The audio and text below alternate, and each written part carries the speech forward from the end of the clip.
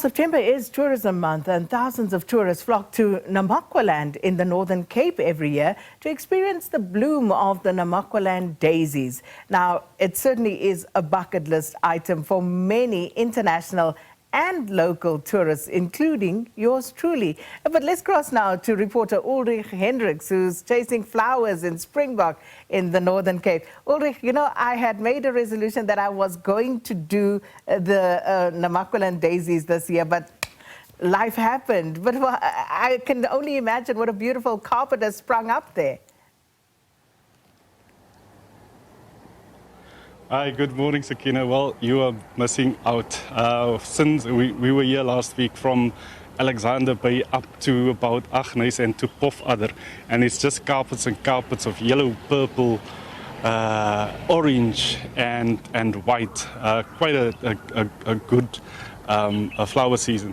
And we saw quite a number of tourists as well, local tourists. We saw some Swiss tourists, we saw some German tourists, and of course South Africans who also moving out from the Western Cape, up from Gauteng to come and see the flowers.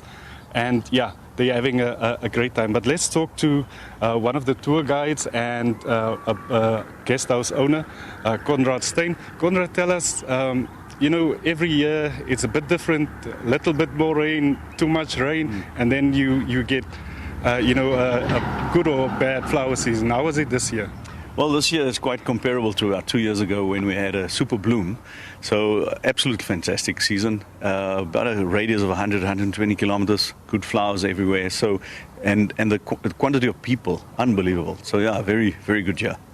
So, you guys know, so when the purple come, when the white come, it's normally indication of where the season is going. Like I said, we saw from the Agnes side, we saw a lot of purple flowers. On this side of Springbok, we saw a lot of orange and yellow. So how is that comparable, and what do you see? Yeah, so usually it depends on the rainfall. So this year the rainfall was quite early, and then the vegetation in the area where you're at. So if you go a little bit more north, it's more drier, so you get more succulents, flower chains, type of plant chains. To the east where you're at Agnes, there's different type of sand, different type of rainfall. So that determines every year when we will have the flower. What is quite amazing about Namaqualand is as the season changes, temperature change, the flowers change as well. So you get your more delicate ones dying off, and the more stronger ones like your succulents, they survive, and that's where your color changes come in. So that's unbelievable. You can go to the same spot, it will go from orange to white, or orange to pink, or orange to purple. Makes it quite a good scene. So you double basically. You're a tour guide, so you take people out. You also got quite a nice guest house as well. You know, how has business been on both sides? Both are in the tourism industry. Yeah, as you just said, the international tours were quite good. There's a lot of people from all over the world coming here because you've got 5 diversities in the world of desert becoming a blooming flowers like this. So a lot of international guests. So in a business sense, Namaqualand is not a very financially strong place. So for this 6 weeks to 8 weeks, we've got unbelievably good income for the town, for people, for your local businesses, for your restaurants, and for us as guest houses as well. If this is your trade, you have 2 months of good income, and that's it. So we like to give a good service, we like to be on top of standard, and also to know where to go. So I usually scout in advance when the season begins, say, okay, you can go this way or that way. And then when people arrive, that's good for us as tour guides as well. So I'm a day trip guy, there's another guys who go 5 days or 10 days.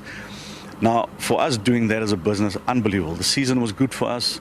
Unbelievable situations, all directions, to the coast, to the north, to the south. So yeah, it's a good diversity for us as an income, yeah. So we're currently seeing some flowers still.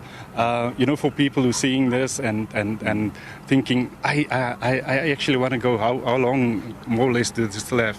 Well, for the moment, it's going down. So I would say about a week and a half, and you will find everything's gone. So there's a few spots left. You can go to Nababi. It's unbelievable at the moment in Nababi.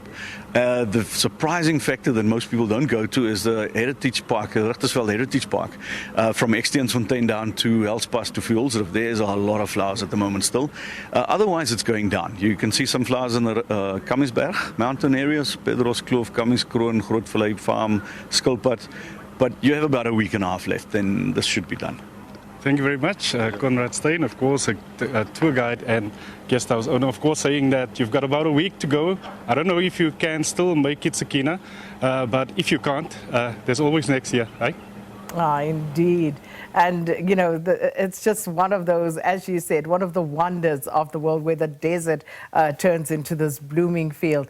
And, of course, the tricky part, as Ulrich and his guests were explaining, is also the rainfall. So it's not the same time every year.